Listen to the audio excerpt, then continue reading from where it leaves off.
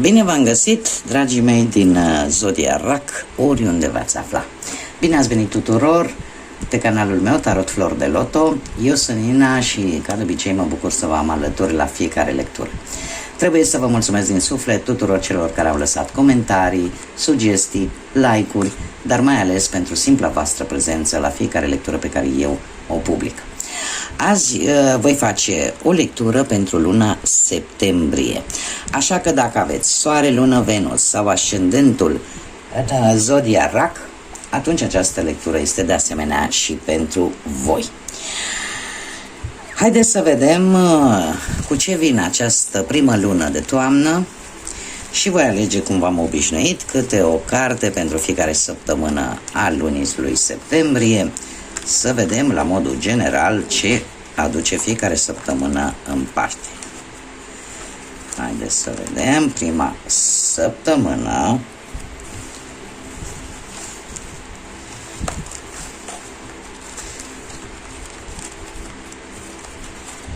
A doua.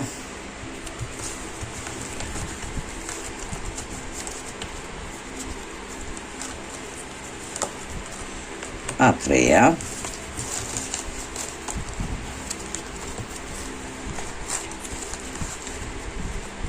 Și a patra. Bun.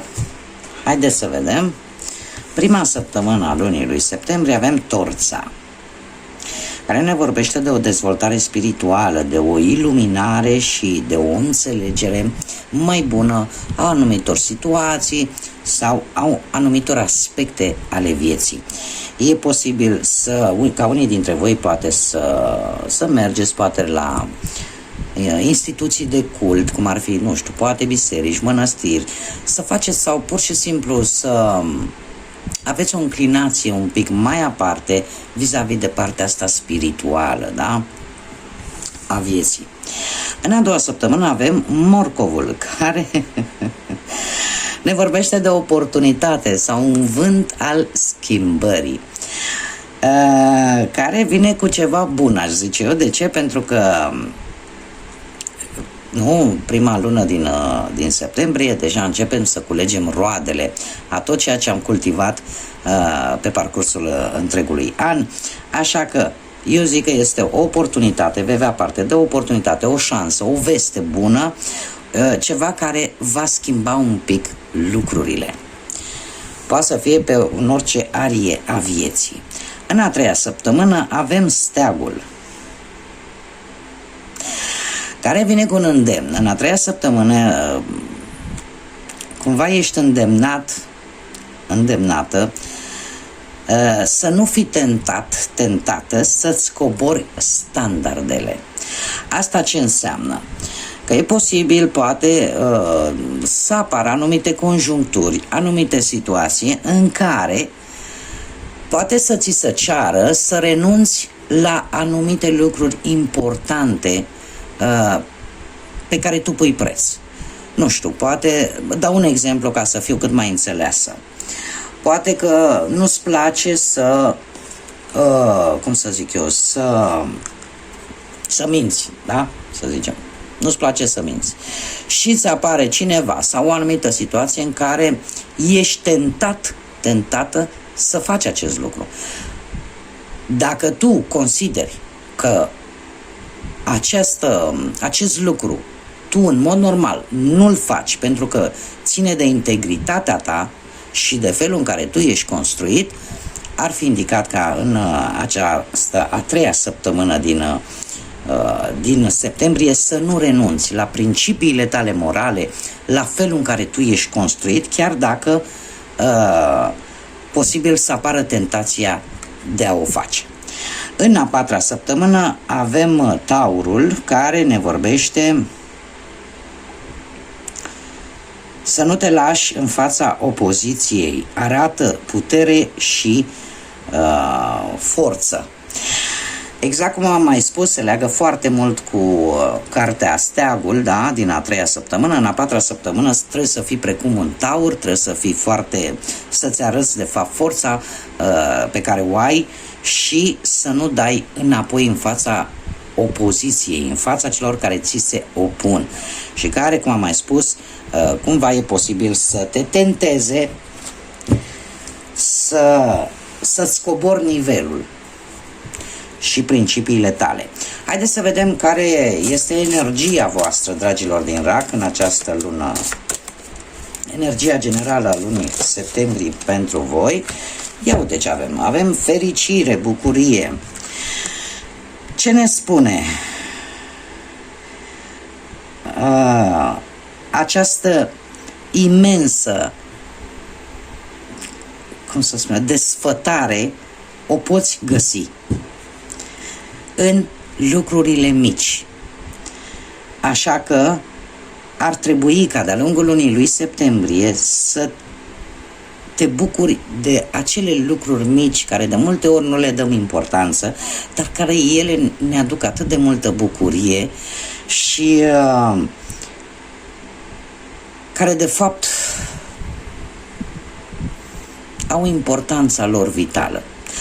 Asta îmi poate vorbi poate de, nu știu, poate de simplu fapt de a avea grijă poate de un animăluț sau poate de a cultiva o plantă sau poate de a avea grijă de flori sau poate de o bucuria care o ai atunci când, nu știu, poate urmărești, nu știu, o anumită emisiune sau citești o carte sau asculți o muzică. Este un îndemn ca de-a lungul acestei luni septembrie să vezi lucrurile astea atât de mărunte, dar care totuși îți aduc acel zâmbet pe față și te aduc acea bucurie, da? Poate, nu știu, joaca într-un parc, orice, sunt lucruri mărunte, lucruri care de multe ori nu le băgăm în seamă, dar care totuși pe noi ne fac fericiți.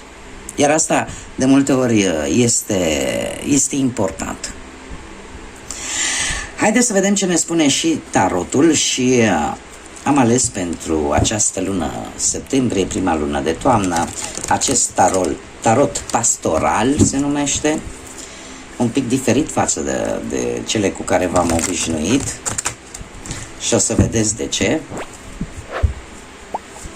Și să vedem ce energii, mesaje, sfaturi vin pentru dragii mei din RAC în luna lui septembrie.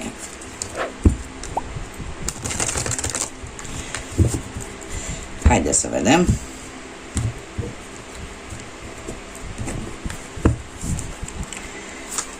Și avem un 2 de bâte, un 4 de bâte, marele preot, un as de bâte și lumea. Ați văzut de ce este special acest tarot? Da? Că avem imaginile invers față de cum erați obișnuiți. Bun, situația actuală avem un 2 de bâte. Un 2 de bâte care îmi vorbește de o situație familiară, care te pune un pic în dilemă.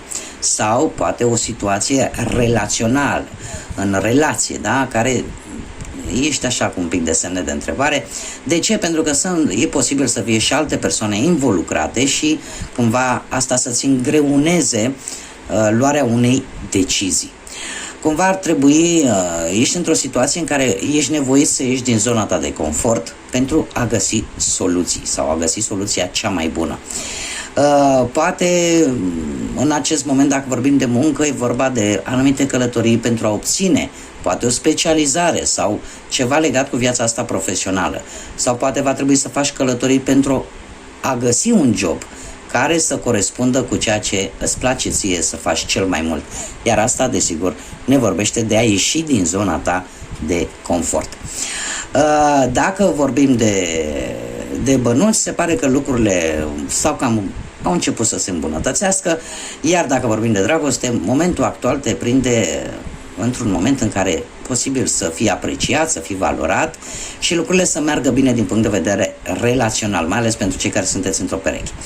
Dacă totuși nu ești atât de apreciat, nu ești atât de valorat de perechea ta, e posibil ca persoana poate cu care ești sau locul să nu fie ceea ce îți trebuie ție.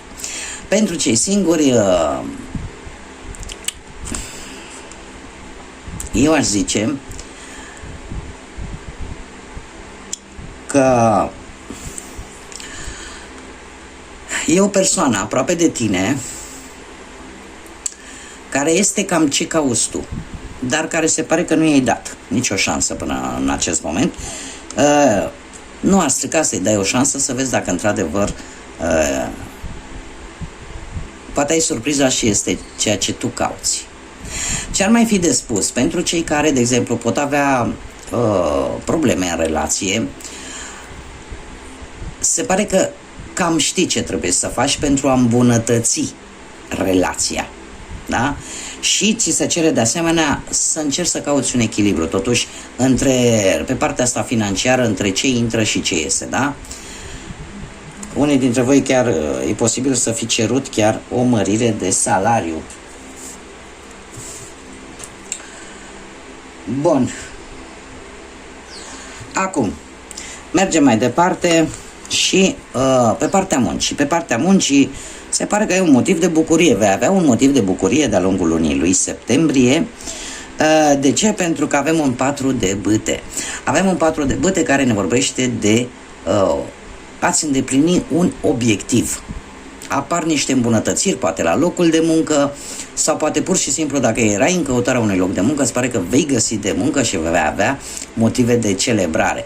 Cumva greul ăsta pe partea asta profesională a muncii încet încet va trece și lucrurile vor începe să se miște.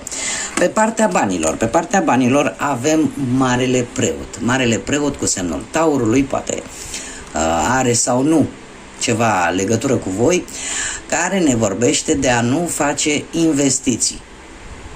Iar dacă e posibil într-o anumită perioadă să ai ceva probleme financiare și să vezi că tu nu le poți scoate la capăt, ar fi bine să ceri sfatul unui specialist în acest domeniu, da? Material, financiar. Marele Preot, în general, este cartea care ne vorbește de a face ceea ce este corect. Da? Și în cazul în care, cum am mai spus, vrei să soluționezi o anumită problemă relaționată cu banii, nu ezita să ceri ajutor. Da? Mergem mai departe, pe partea dragostei. Avem un as de bâte.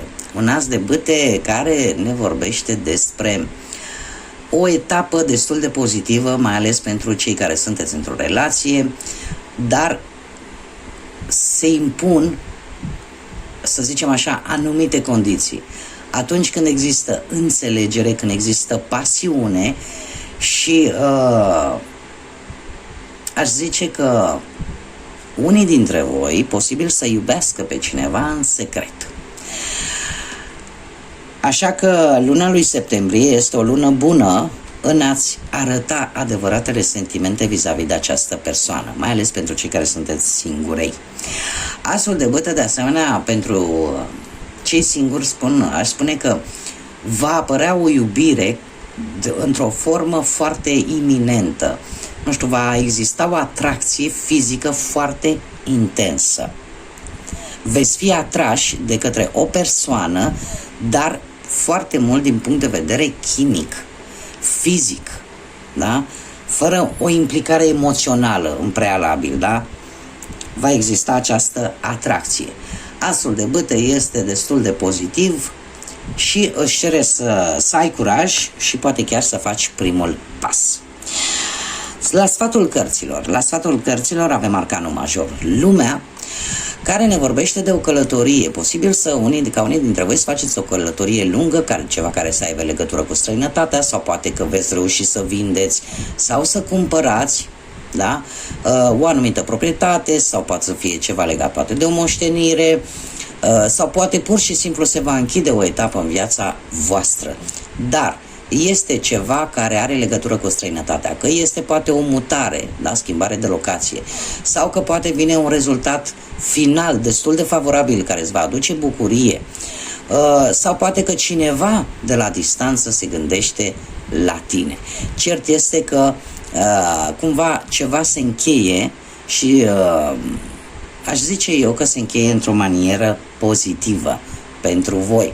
Indiferent că vorbim poate de muncă, de bani, da? Dacă vorbim de bani, această dificultate cumva se va depăși, pe care am văzut-o pe partea asta banilor, iar dacă vorbim de muncă, rezultate destul de bune, pentru că în sfârșit vei vedea acele rezultate bune de-a lungul lunii lui septembrie, dar e posibil să implice, cum am mai spus, și o călătorie, poate în străinătate, relaționată un pic cu partea asta a muncii. Hai să vedem ce numere angelice, numere speciale care vin pentru voi, dragilor, din RAC în această lună septembrie. S-a întors? Nu.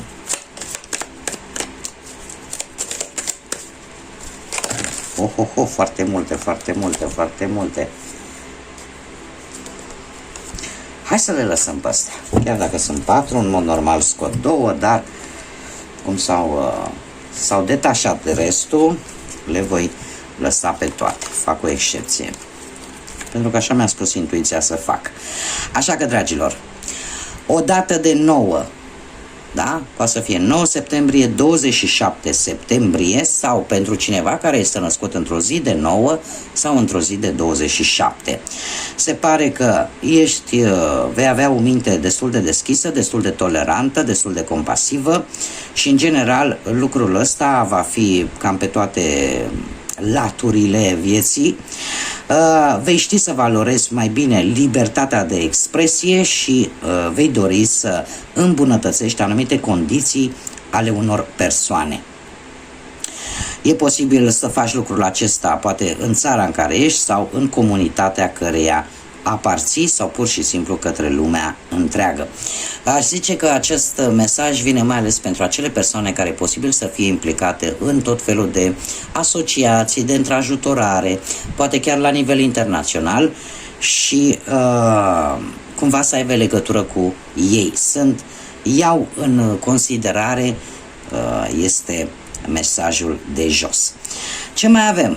Avem 3, se repetă cifra 3 de 3 ori. Asta înseamnă ori în ziua 3 de septembrie, 6 de septembrie și încă o dată vedem aici 9 de septembrie. Deci mare atenție pe data de 9 septembrie. Sau persoane care sunt născute într-o zi de 3, într-o zi de 6 sau într-o zi de 9. Ți se cere să folosești acea calitate care o ai de muncitor al luminii spirituale pentru a-i ajuta pe ceilalți și a ajuta umanitatea posibil să trăiești în adevăr și să fie o lumină pozitivă pentru ceilalți. Sunt puternic. Acum am mai spus, nu știu de ce, sunteți foarte compasivi, dragilor, chiar dacă nu lucrați în nu știu ce instituții de ajutor social sau ceva de genul, dar sunteți foarte compasivi și foarte înțelegători și veți avea așa o aură și o tendință de a ajuta pe toată lumea. Următorul avem de 3 ori cifra 5, asta înseamnă o zi de 5 septembrie, 10 septembrie sau 15 septembrie, sau persoane născute într-o zi de 5, într-o zi de 10 sau într-o zi de 15, care ne vorbește despre o schimbare importantă. O schimbare importantă care e posibil să aibă loc în aceste date care vi le-am enunțat mai înainte. Se pare că vei fi pe punctul de a ajunge ca viața ta actuală să se schimbe și să facă o direcție de drum. Așa că fii optimistă și păstrează-te pozitiv. Următorul număr, care este și un număr maestru, avem numărul 44 și care, trebuie să vă spun, că nu se poate divide, în sensul că nu se poate face acel calcul pitagoric, da? Deci rămâne 44. Aici este un mesaj general. De ce? Pentru că nu putem avea niciodată de 44 sau să scot un 4, da? Iar trebuie să rămână fix așa cum este, fiind un număr maestru. Iar numărul 44 ne vorbește foarte mult de importanța de a avea un scop în viață, de a căuta o anumită perfecțiune și de a te păstra integru.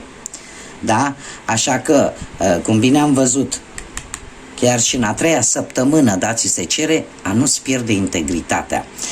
Ce ne spune acest număr 44? Spune așa că îngerii te încurajează să continui pe drumul pe care îl ai în acest moment, dar să o faci cu determinare și cumva viitorul va veni cu o reușită mai mare decât te așteptai, pentru că ești ajutat, ești ajutată. Da? Dar nu-ți pierde integritatea. Da, bun, cred că le-am zis pe toate? Cred că da. Bun, dragilor, haideți să vedem acum ce spirit animal vă va însoți în această... Un pic îmi ia ventilatorul toate pe aici. Haideți să vedem ce spirit animal vă va însoți în această lună septembrie. Voi încerca să le amestec, să vedem dacă... Uite că chiar a saltat. A saltat, vă tot spun în spaniolă, îmi cer scuze. A ieșit o carte. Ia să vedem. Oh, foarte interesant. Avem spiritul bufniței, care ne vorbește despre magie. Alege să știi adevărul, pentru că tu poți. Deschideți acea vedere dinăuntrul tău, pentru că tu poți vedea dincolo de care îți apar în cale. Lasă trecutul și fă-ți loc pentru o viață mai bună. Ridică-te, pentru că magia și înțelepciunea sunt drepturile tale din naștere. Foarte interesant și mi-aduc aminte acum, fac așa o scurtă istorie, aceste mici fețe de masă pe care eu le pun atunci când fac lecturile și aveam una cu o buvniță și m-a întrebat: dom'le, dar e de rău dacă mi-apare buvnița sau nu? Nu. Din punct de vedere spiritual, buvnița este considerat un animal foarte înțelept și dacă vă aduceți aminte, toți cei care ați urmărit și Bambi, da? Acel desen animat în care toți veneau și cereau sfatul buvniței, da? Acea buvniță bătrână. De ce? Pentru că din punct de vedere spiritual, buvnița e considerată un spirit înțelept, un spirit care știe exact ce sfat să dea și are foarte multe, cunoaștere. Da? Așa că, dragilor, însoțiți de acest spirit al buvniței pentru această lună septembrie. Căutați adevărul, fiți integri, nu vă lăsați influențați, nu vă lăsați tentați de ceea ce în mod normal voi nu ați fi de acord. Ascultați-vă acea voce lăuntrică din interiorul vostru în așa fel încât să, chiar dacă alții poate vă vor decepționa sau poate vă vor încerca, poate chiar să vă umilească. De ce? Pentru că lucrurile astea vor trece, voi vă veți păstra integri și în felul ăsta lucruri magice, lucruri la care poate nu vă așteptați, dar lucruri minunate pot veni în viața voastră și în felul ăsta vă vor aduce o viață mai bună, ceva pozitiv vine către voi. Bun, dragilor, aceasta a fost lectura pentru luna lui septembrie. Eu vă mulțumesc pentru atenție, ca de obicei vă aștept să vă abonați pentru cei care n-ați făcut-o. Nu uitați de un like, nu uitați de comentarii. Vă doresc să aveți un septembrie minunat, un septembrie plin de vești bune și de multă energie pozitivă. Până data viitoare când ne vom revedea, să fiți iubiți, dragilor!